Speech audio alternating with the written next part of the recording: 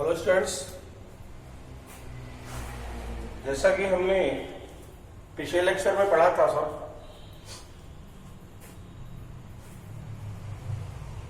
Electric dipole से related problem, electrical potential energy,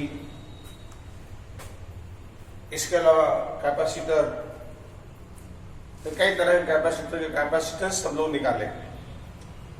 हमने पिछले लेक्चर में बताया भी था कि ये चैप्टर एनसीईआरटी के अनुसार समाप्त है। ये टॉपिक और आता है वाइंडिंग ग्राफ जनरेटर, लेकिन पिछले साल से ही उस सिलेबस से हटा दिया गया है, इसमें नहीं है सिलेबस में एनसीईआरटी में।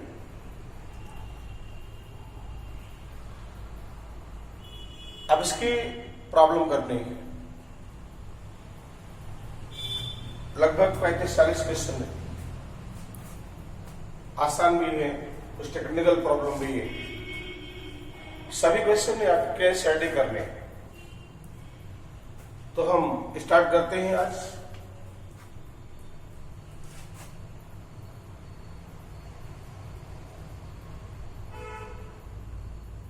इलेक्ट्रिकल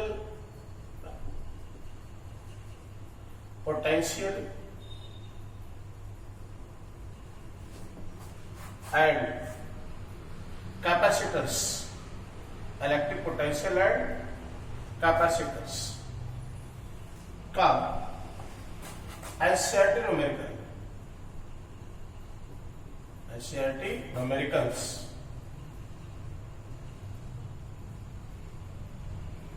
ये एनसीईआरटी का न्यूमेरिकल से अगर आप देखेंगे तो एक्सरसाइज चैप्टर 2, चैप्टर ये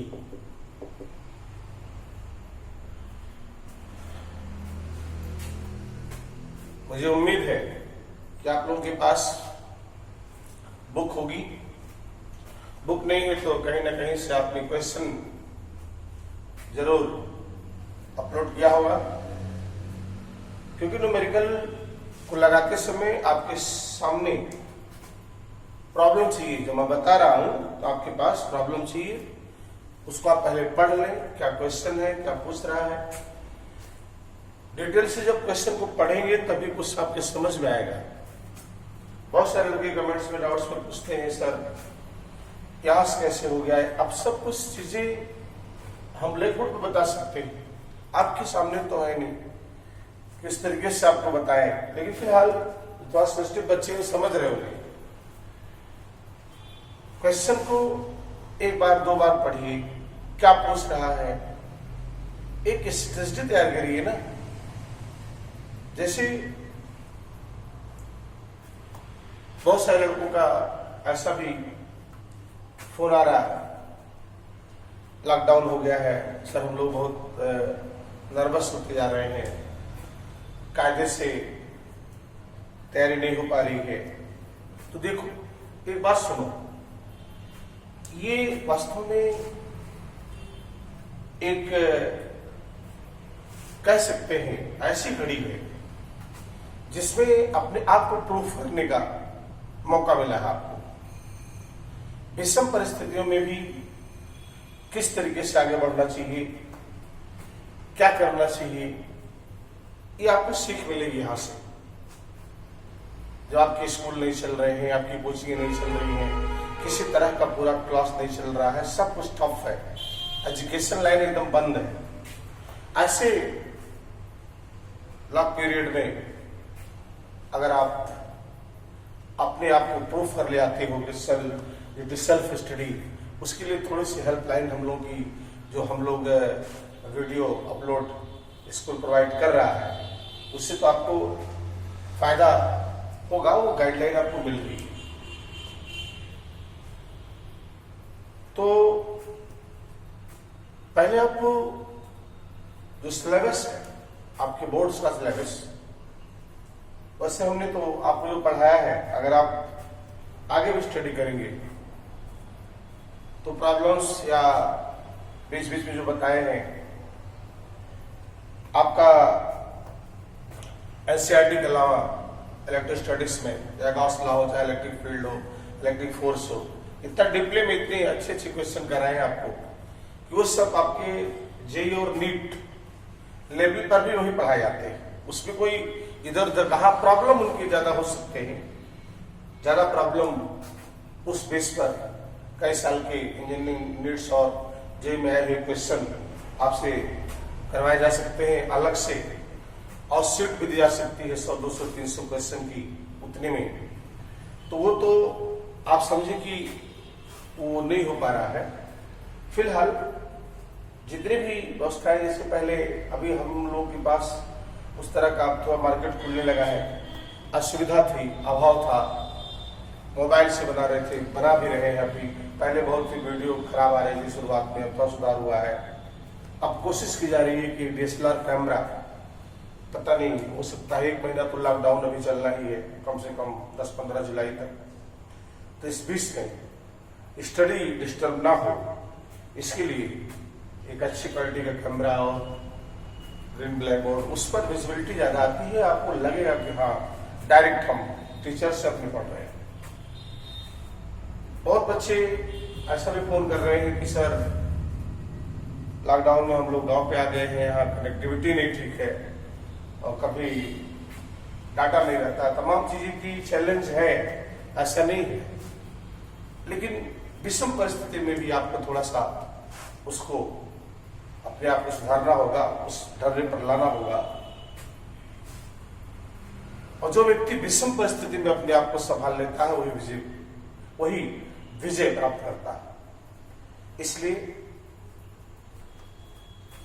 अब हम एक क्लास से इस थोड़ा सा न्यूमेरिकल खत्म हो जाए, उसके बाद हम आपकी 12th क्लास के लिए कैसे स्ट्रेटजी बनाए, आज ही से किस तरह से हम अपने आप को प्रिपेयर करें, उन चीजों को हम आपके बीच में रखेंगे एक पीरियड। उस दिन हम कोई किसी तरह का फीस का कोई वीडियो लेक्चर अपलोड नहीं करेंगे, केवल आपको बताएंगे कि आपकी स्ट्रेटजी क्या होनी चाहिए इस समय 12th क्लास एग्जाम के लिए। तो फिलहाल बात में आएगा अभी इस समय आप देखें numerical electrical potential and capacitors. पहला क्वेश्चन है, अगर आप देखो पहला क्वेश्चन,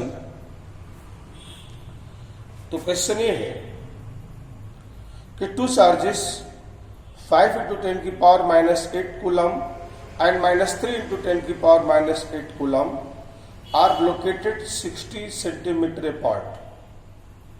2 चार्ज है, पहला क्वेश्चन, 2 चार्ज है, एक Q1 मान लो 5 × 10⁻⁸ कूलम, और दूसरा चार्ज है Q2 मान लो -3 × 10⁻⁸ कूलम। ये 2 चार्ज है, दोनों 16 सेंटीमीटर की डिस्टेंस पर रखे, दोनों 16 सेंटीमीटर की डिस्टेंस पर रखे। क्वेश्चन ये पूछ रहा है कि at what point on the line joining of 2 charges electric potential 0। दोनों को मिलाने वाली लाइन, दोनों चार्ज को मिलाने वाली लाइन के किस पॉइंट पर इलेक्ट्रिक पोटेंशियल 0 होगा। एक चीज समझे, इलेक्ट्रिक पोटेंशियल है, वेक्टर क्वांटिटी है नहीं, स्केलर क्वांटिटी है, तो यहां दोनों को मिलाने वाली लाइन के बीच में भी कहीं हो सकता है पोटेंशियल 0, क्योंकि एक चार्ज पॉजिटिव है, एक नेगेटिव है। एक की वजह से पोटेंशियल पॉजिटिव होगा, दूसरी की वजह से नेगेटिव होगा, और एक क्वांटिटी पॉजिटिव एक क्वांटिटी नेगेटिव तो पॉसिबल है 0 हो सकता है। सेम ऐसे अगर किसी साइड में चले जाए इधर, तब जरा देखिए, इसकी वजह से पोटेंशियल पॉजिटिव, इसकी वजह से पोटेंशियल नेगेटिव, तो वहां भी पॉजिटिव और नेगेटिव होगा तो वहां भी 0 हो सकता है। तो दोनों स्थिति में हमको निकालना है। पहले हम मान लेते हैं कि Q1 से x डिस्टेंस पर, यहां x डिस्टेंस पर, यहां पर पोटेंशियल 0 होगा। तो अगर Q1 से डिस्टेंस x हुई तो Q2 से डिस्टेंस होगा 16 - x। ये मान लो पॉइंट P है, तो electric potential at point P, V equals V1 plus V2, इसकी वजह से भी इसकी वजह से 1/4 pi epsilon not Q1 by x plus 1/4 pi epsilon not Q2 by 16 minus x। Distance centimetre में ही रखा गया है। According to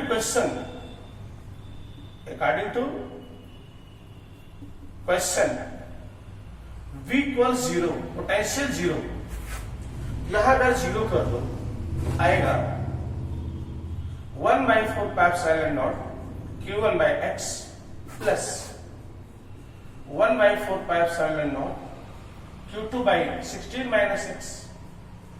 ट्रांसफर कर लो 1/4 pi epsilon not Q1 by x equals minus 1/4 pi epsilon not Q2 by 16 minus x। ये कैसे? Q1 को लिखेंगे 5 × 10 की पावर -8 by x इक्वल्स -3 × 10 की पावर -8 by 16 minus x। 10 की पावर -8 कैंसिल हो जाएगा, यहां माइनस माइनस प्लस हो जाएगा। लिख सकते हो 5/x इक्वल्स 3/16 minus x, ऐसा लिखा जा सकता है। ये माइनस माइनस प्लस हो जाएगा, क्रॉस मल्टीप्लाई कर दो तो आएगा 80 minus 5x equals 3x, 80 equals 8x, x equals 10 centimeter। 10 centimeter from 5 × 10 की पावर -8 कूलम। 5 × 10 की पावर -8 कूलम चार्ज से 10 सेंटीमीटर की डिस्टेंस पर इलेक्ट्रिक पोटेंशियल 0 होगा। दैट इज आंसर, ये आंसर। अब जरा सोचो, क्या और कहीं पोटेंशियल 0 हो सकता है? जहां पोटेंशियल 0 होगा वो पॉइंट निकालनी है, वो जगह निकालनी है।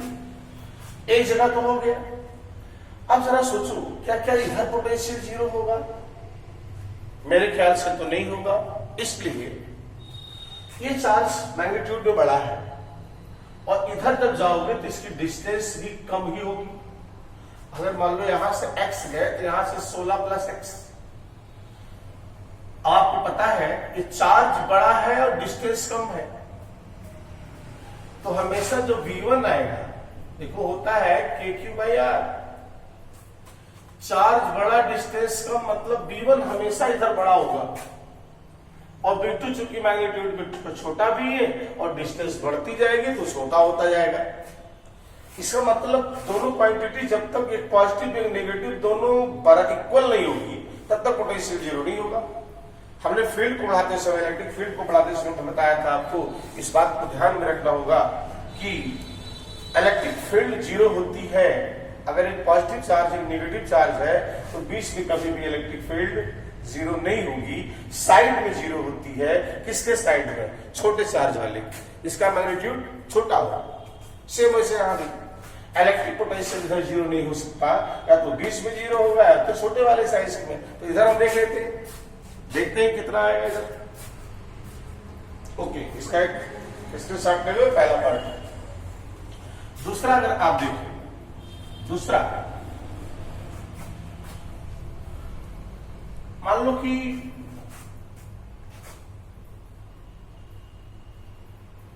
इस Q चार्ज से x डिस्टेंस पर यहां मान लो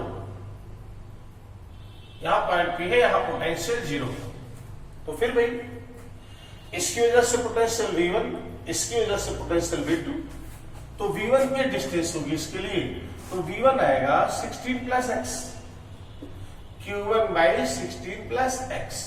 अच्छा, ये आएगा Q2 by 16, Q2 by x। Q2 से डिस्टेंस कितनी? x। Q1 से डिस्टेंस कितनी? 16 + x।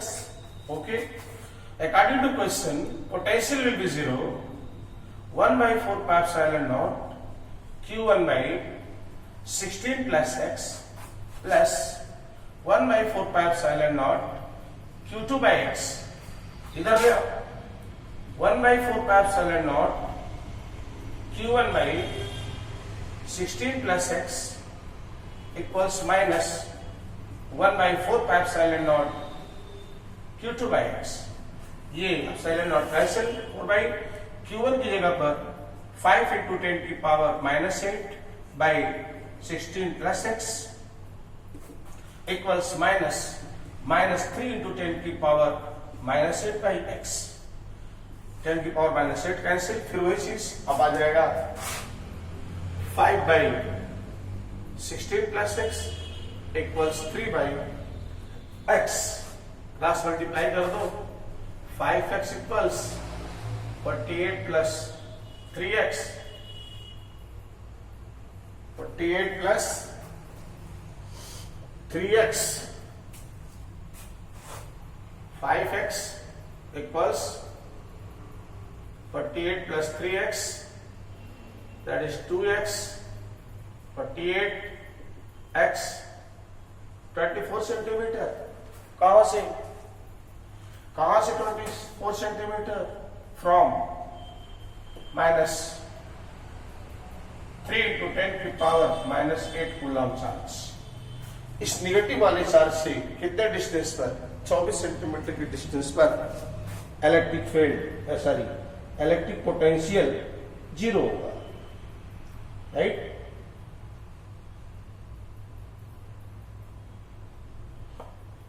नेक्स्ट,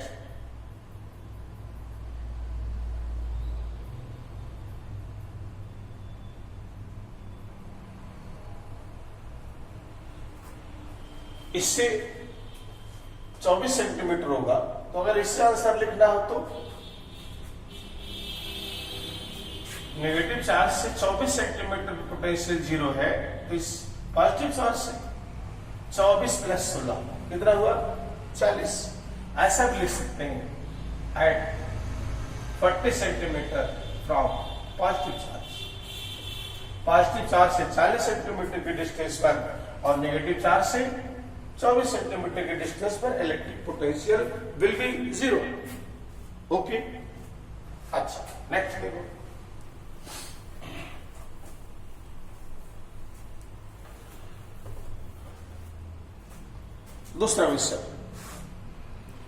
दूसरा क्वेश्चन है,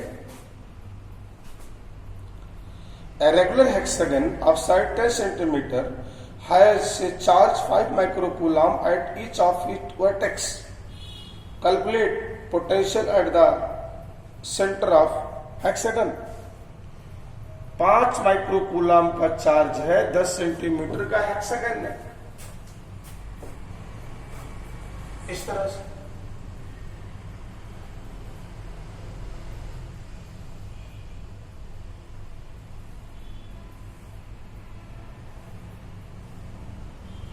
ऐसा हेक्सागन, ये A B C D E F hexagon दिया गया है. A B equals B C equals C D equals D E equals E F equals 10 centimetre. Side of hexagon, side of hexagon कितनी है? 10 centimetre. और हर एक corner पे charge है. Charge क्यों? हर एक 5 माइक्रोकूलम, 5 into 10 की power -6 coulomb on each corner. सभी कार्नर पर यही चार्ज है, 5 माइक्रोकूलम. निकालना है electric potential at the centre of hexagon. यहां एक चीज आपको याद रखनी पड़ेगी, ज्योमेट्री से भी आप प्रूफ कर सकते हो. अगर आप देखो तो ये एंगल कितना होता है? ये एंगल कितना होता है हेक्सागन में? 120 डिग्री, 120 डिग्री। अगर सेंटर से इसको मिला दोगे ऐसे, सेंटर से ऐसे, तो वास्तव में इधर भी 60 होगा, इधर भी 60 होगा। ये 60 डिग्री हुआ, राइट। एनी अगर दो एंगल 60 है तो तीसरा भी 60 ही होगा। किसी ट्रायंगल में अगर दो एंगल 60 डिग्री हो गया तो तीसरा भी 60 होगा, तीनों का सम 180। तो ये ट्रायंगल होगा इक्विलैटरल। इक्विलैटरल का मतलब सभी साइड से। अच्छा ये साइड है, अगर ये L है तो ये भी L होगा, ये भी L होगा। ये साइड है हेक्सागन की। एनी हेक्सागन की जो साइड होती है उसी के बराबर होता है उसका क्या, distance between centre and each vertex of the hexagon. And centre से हेक्सागन के कॉर्नर के बीच की डिस्टेंस वही होगी जो उस हेक्सागन की साइड होती है। तो हमें क्या यहाँ फील्ड निकालना है, इलेक्ट्रिक पोटेंशियल निकालना है ना, तो हमें तो ये डिस्टेंस चाहिए, हर एक कॉर्नर से सेंटर की डिस्टेंस चाहिए। तो distance from each corner, each corner to center, each corner to distance between center and each corner of hexagon, ये R हो जाएगा 10 सेंटीमीटर जो उसकी साइड है। इसको लिख सकते हो 10 इंटू 10 की पावर -6, सॉरी 10 की पावर -2 मीटर, 10 की पावर -2 मीटर। तो पोटेंशियल हो जाएगा electric potential at the centre of hexagon. Potential होगा एक कॉर्नर की जो चार्ज है, एक चार्ज की वजह से पोटेंशियल कितना, 1/4πε0 Q/R। बट 6 चार्ज है, 6 कॉर्नर पे 6 चार्ज है, तो 6 से फील्ड इलेक्ट्रिक पोटेंशियल होगा सेंटर पे। तो 6 को ऐड करो या मल्टीप्लाई बाय 6, जितना 1 से उतना 1 से होगा, हर 1 से उतना आएगा। तो 6 है तो 6 टाइम्स कर दिया, सॉल्व कर लो ऐसा। 9 इंटू 10 की पावर 9, Q की वैल्यू 5 इंटू 10 की पावर -6, R है 10 इंटू 10 की पावर -2 इंटू 6। आप ऐसे देखो 30 22 270 इंटू 10 की पावर 9 में से 6 गया 3 और एक नीचे रहेगा, एक और प्लस हो जाएगा, हो जाएगा 4 वोल्ट। 4 ये 2 ऊपर जाएगा तो 2 11 में से 6 घट जाएगा, 11 में से 6 घट जाएगा 5, लेकिन ये 10 और है, ये कट जाएगा 4। लिख सकते हो 2.7 इंटू 10 की पावर 6 वोल्ट आंसर। इस तरीके से ये लगा सकते हैं। एक स्क्रीनशॉट ले लो, हम अगले क्वेश्चन की तरफ बढ़ते हैं। ओके, ये था क्वेश्चन नंबर 2। अब देखें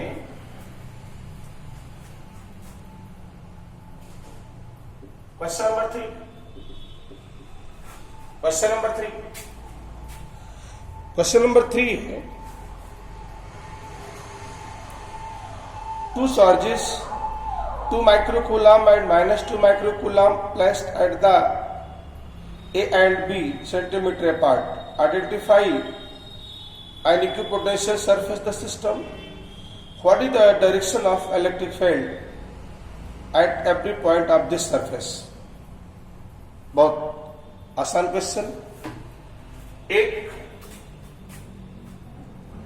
2 माइक्रोकूलम का चार्ज है,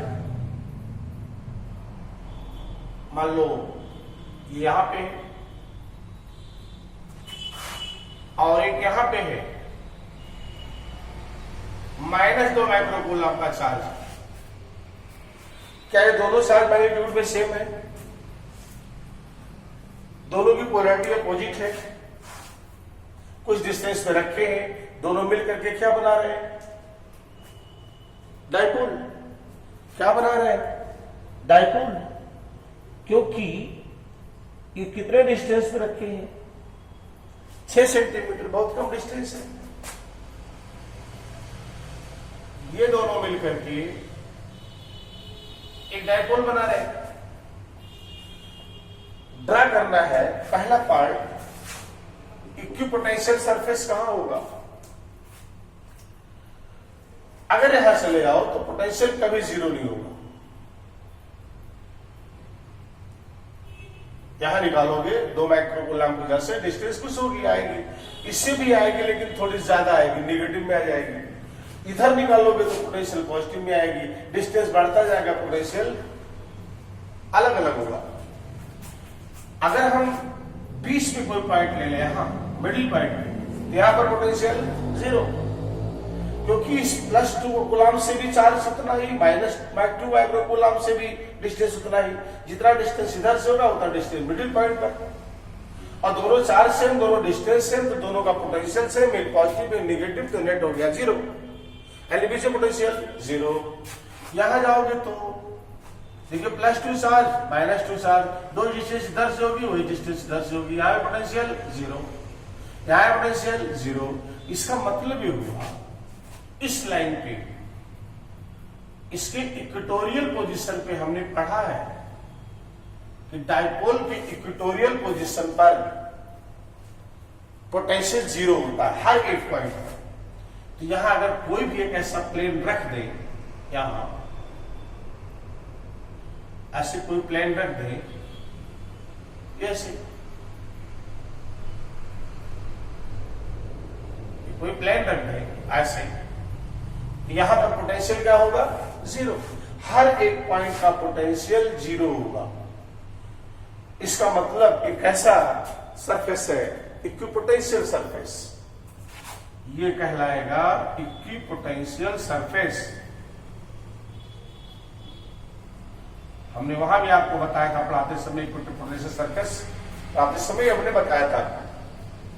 और आपको ये भी पता है कह रहा कि what is the number 2, what is the direction of electric field at the every point of equipotential surface. तो आपको बताया था ये भी, इलेक्ट्रिक फील्ड का डायरेक्शन किधर होगा? हमेशा फ्रॉम पॉजिटिव टू नेगेटिव। इधर यहां जाएगा पॉजिटिव, अवे फ्रॉम चार्ज, इधर चार्ज, नेट इधर है, यानी हमेशा ये होगा ऐसे। डायरेक्शन ऑफ इलेक्ट्रिक फील्ड तो property always perpendicular to the equipotential surface. Direction of electric field at direction of electric field is always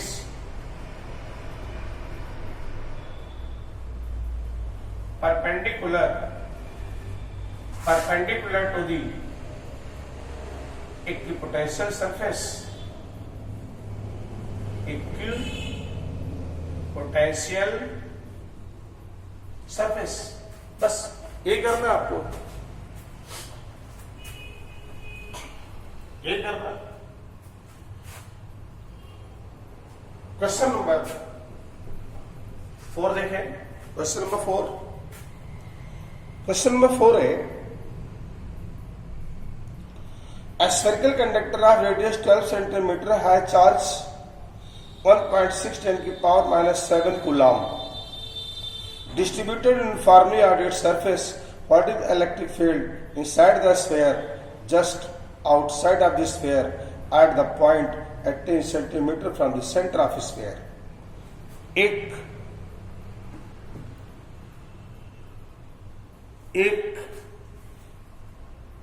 sphere है, स्फेरिकल कंडक्टर है, स्फेरिकल कंडक्टर, ऐसा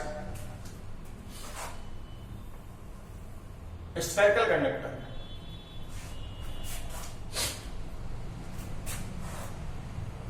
इसका जो रेडियस है ये 12 सेंटीमीटर, लिख सकते हो 12 इंटू 10 की पावर -2 मीटर। इसके सरफेस पे यूनिफॉर्मली चार्ज डिस्ट्रीब्यूट है, और वो जो चार्ज डिस्ट्रीब्यूट है वो है 1.6 10 की पावर -7 कूलम। निकालना है electric field inside the sphere, electric field inside spherical conductor, inside spherical conductor। आपको पता है ये होता है 1/4 पाई एप्सिलॉन नॉट Q/r²।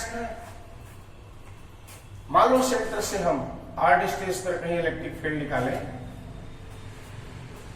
तो आपको यह भी तो पता है ना कि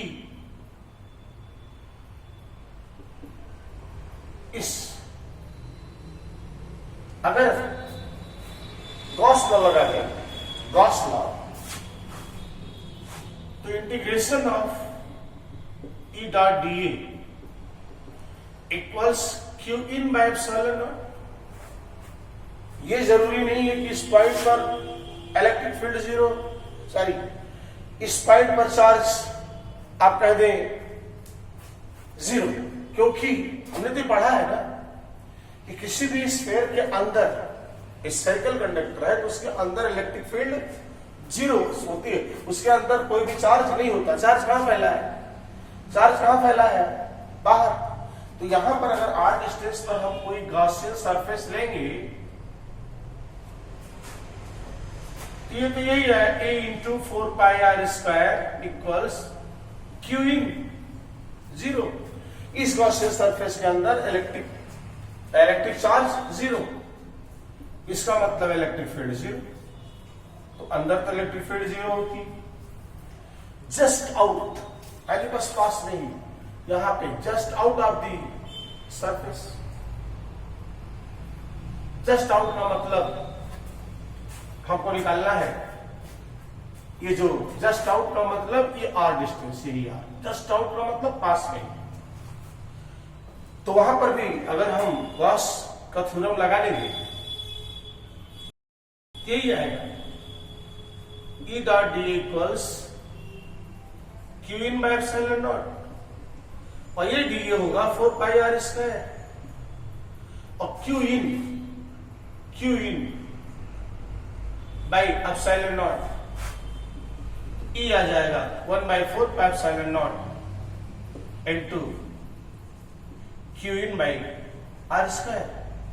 1/4 पाई एप्सिलॉन नॉट 10 की पावर 9 इंटू 10 की पावर 9।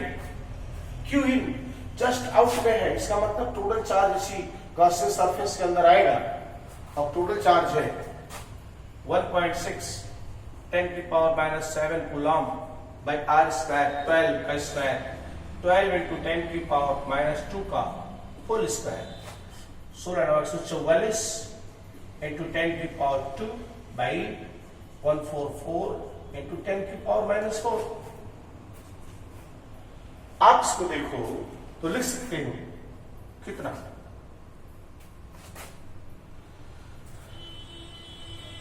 4.4 बाई 144 इंटू 10 की पावर 6,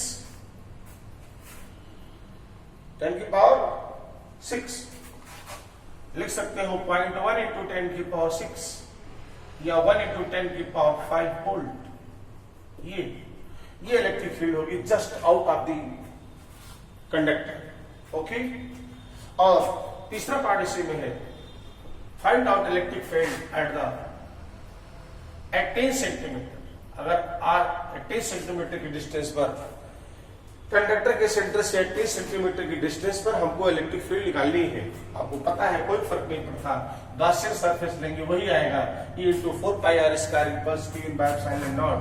तो E आ जाएगा 1/4 पाई एप्सिलॉन नॉट Q/r²।